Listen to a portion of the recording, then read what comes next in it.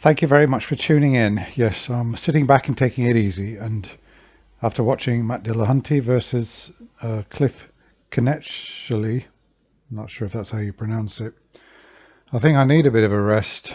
So I must admit to a mistake.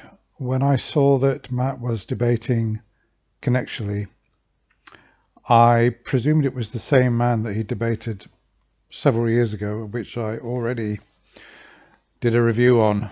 So I assumed it was Stuart, oddly enough.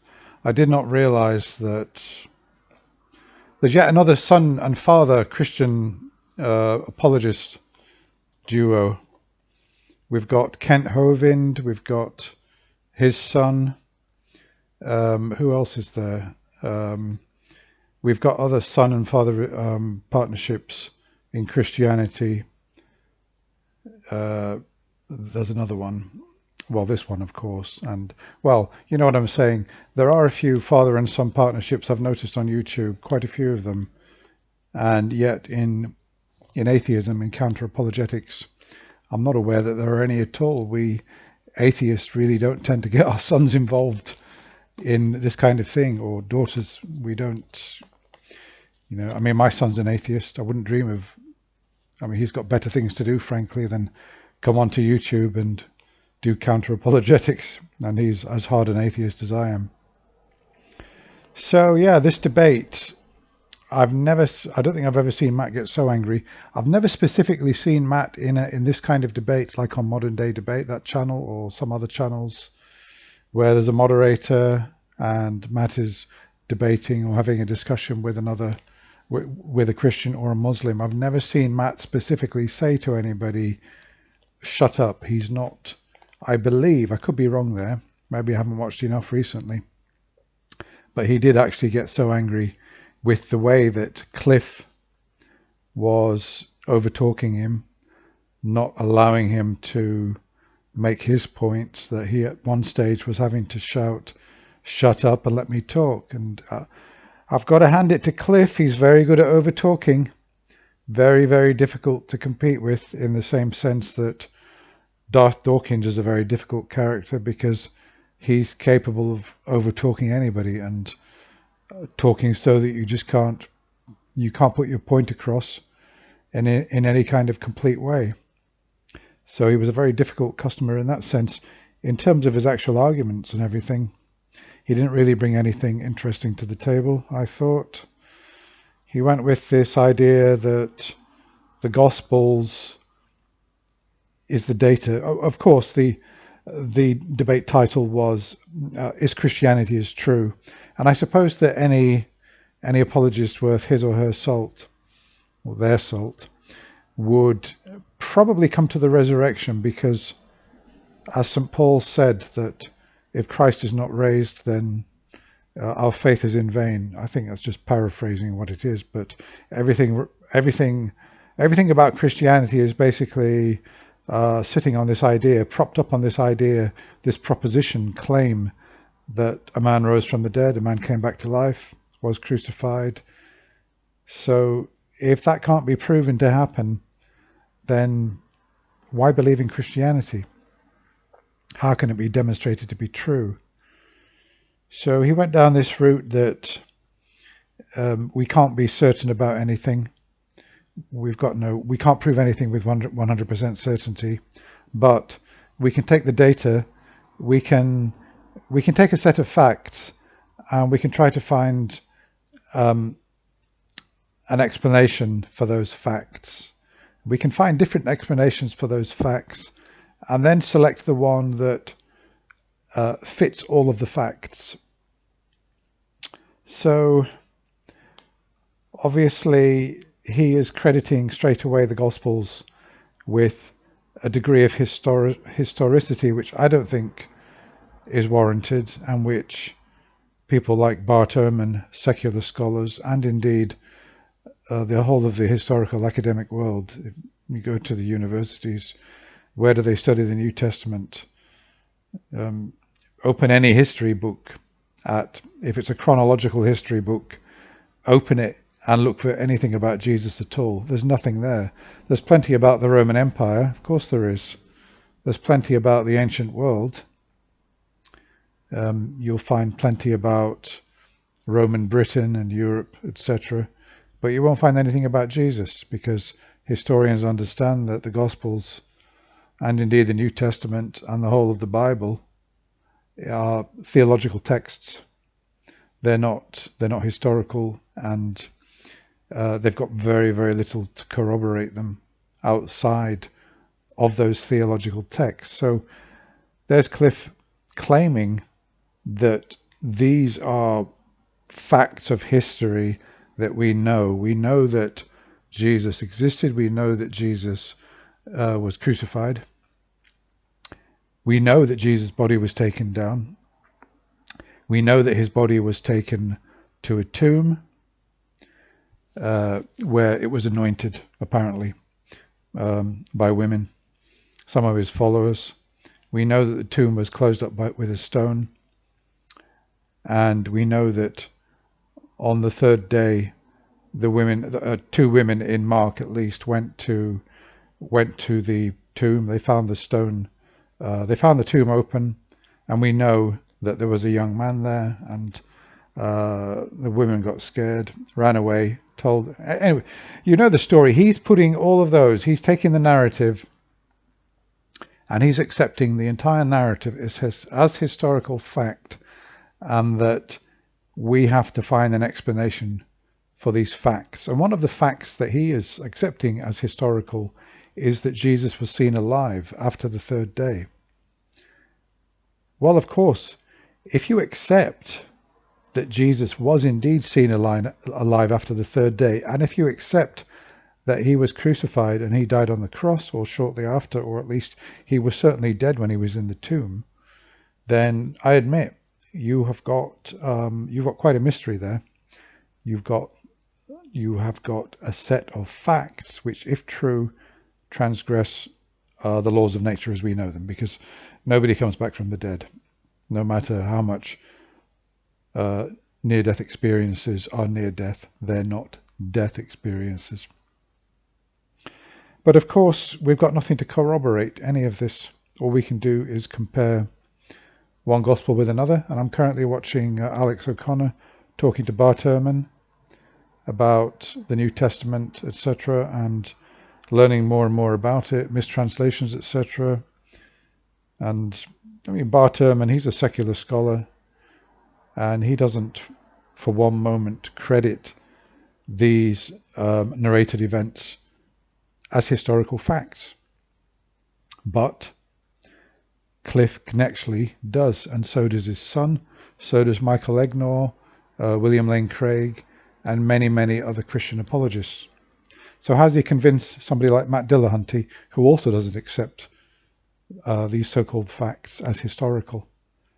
How is he going to make a case? Well, he can't. He can't make a case because he's got no corroborating evidence to prove that the facts that he wants to explain with a divine event actually happened. So there's no case. I mean, from an atheist point of view, there's no way that he can prove his case, because he can't establish that any of those facts actually happened, or any of those narrated events, any parts of the story actually happened. There are many, many things in the New Testament that obviously we can accept, but the actual crux of it, that a man rose from the dead, is something that we can't accept. And I found it quite baffling that Cliffe said, Matt, you can accept that Jesus existed, but you can't accept that he resurrected from the dead. How's that? What a weird question. How really strange. I wonder what his, I wonder how much sort of epistemology he's studied, and why he thinks that accepting a completely mundane event about the existence of a man necessarily means that you have to accept that a resurrection event actually happened. That was a really weird point. I don't know if any of you other guys picked up on this, but Matt certainly highlighted it straight away as possibly, he was as baffled by it as I am, that anybody would actually say such a thing, that just because either Christ lived, we can accept that there was an itinerant rabbi preaching, and that we can even accept that under Pontius Pilate he was crucified. And Cliffe is saying, well, you can accept all that. Why can't you accept the resurrection? That is, I mean, it's like somebody saying to me, you can accept there's a Scotland, you can accept that there's a Loch Ness, and you know we all know about the Loch Ness monster. So why can't you accept there's a Loch Ness monster? That's actually less outrageous than what he's saying. It's less irrational, because at least with the Loch Ness monster, it's not supernatural. It's an actual biological, real living organism if it exists. He seems to be worse than his son, much worse. This is some of the worst level of the lowest level of case that I've actually seen, and that's saying something, because I've seen some really poor cases presented by many apologists, Michael Icona, Michael Egnor. I mean, on this particular thing on the resurrection, this is the worst of them. And I knew that it was going to be bad. I knew it was going to be worse when he went to Pliny the Younger, and he went to Tacitus, and he went to Josephus. These are so-called extra-biblical sources that only what I call not even armchair Christians and apologists, worse than that. These so-called extra-biblical sources prove so little that you would have to be completely desperate to actually go to them. So Pliny the Younger, for example, he was writing to the Emperor of Rome, asking what to do with the Christians. He wasn't confirming that resurrection actually happened. Some of these historians, all they confirmed is that there are Christians, and this is what they believed. Now, Cliffe was also claiming that the early church fathers, like the first Pope of Rome, and he mentioned one or two others, actually knew contemporaries of Jesus. And yet, I mean, you know, like the first Pope of Rome, we're talking about 50, 60, 70 years, some of the early church fathers, after the supposed date of the crucifixion. And yet, Cliffe is saying that these early church fathers, they wrote about this, they wrote about that, they made claims, and we can trust those claims because he knew contemporaries of Jesus. And he said that without really presenting any evidence to back that up. And even if they did know, must have been very old. These contemporaries of Jesus must have been like 80, 90 years old or something. And I wonder what kind of state their memory is in by that age. It's still not impressive, even if they did know contemporaries of Jesus. And then he turns around and says, oh, but you know, those contemporaries of Jesus, those followers, they were fed to the lions, they were tortured, etc., etc. And then he made a claim which I need to check up, but I've done so much research, I can't believe, you know, I find it hard to believe. He said that the Romans took some of Jesus' followers, they made them swear allegiance to the Roman gods, and on pain of crucifixion or on pain of torture, and that they would not swear allegiance to the gods, and they preferred to go to a painful death. I'd like to see the evidence for this. The only evidence you're going to find for that, frankly, is in things like, I don't know, the Acts of Timothy, or, you know, the early church fathers were writing, you know, the Acts of certain apostles, far removed from the supposed events. And these can't be treated as historical at all. They're the same early church fathers who were writing about the original apostles 50, 60 years after they died, claiming that they suffered painful deaths for their faith. And these have all, by historians, really been debunked. We've got no reliable way of knowing what happened to the apostles, let alone that they died for their beliefs. So let's just see. I've just made a few notes here. Oh yes. I mean, I can only say about Matt's performance. Yes, he did get very angry, and he was getting fed up about being shouted over. He made a lot of the points I made. I'm just saying a lot of what he said, but I've said this myself anyway. Actually, he didn't counter all of his points because I think Matt was getting so fed up. And certainly in the Q&A, he wasn't even bothering all the false claims that Cliffe was making. Matt, I think, was just exhausted and just didn't even bother to counter what he was saying on a lot of those. He did on one or two. Yeah, so with Matt, he was saying, which is true, and which is actually not just true for Cliffe, but it's true for all the apologetics I've heard on Defense of the Resurrection. The methodology is lacking, that he doesn't have a sound methodology for determining whether these actually happened, whether the events actually happened, and if they did happen, whether we can say that the resurrection actually happened. So, he's quite right. He has not got a sound methodology. He hasn't got a sound methodology. He did claim to have some kind of methodology because he said, well, my epistemology, my methodology is that we can't be certain about anything, but we can still take facts, which we can then interpret, and we can arrive at an explanation. That's his methodology, and I've already commented on that. What else? Yeah, he claimed that Matthew was an eyewitness, or that Matthew, Matthew, as Matt pointed out, Matthew was not an eyewitness. He never claimed to be an eyewitness. Cliffe claimed that he was an eyewitness. Matthew himself never claims to be an eyewitness. And as we all know, we don't really know who wrote the Gospels. So there's another false claim. Another false claim, one that he can't back up. What else? I think that's about it, really. And then just on a personal note, it was getting heated, and of course the moderator said, well, it looks like these guys are ready to kill each other, but believe me, they really like each other. Oh yeah. Saying, it's like two boxers. It's like Muhammad Ali and Joe Frazier. They're trying to punch each other and knock each other over, but afterwards they put their arms around each other. But no. And I think Matt said, well, yeah, I don't dislike you, Cliffe, but I wouldn't want to hug you or something like that. And I'm not fooled.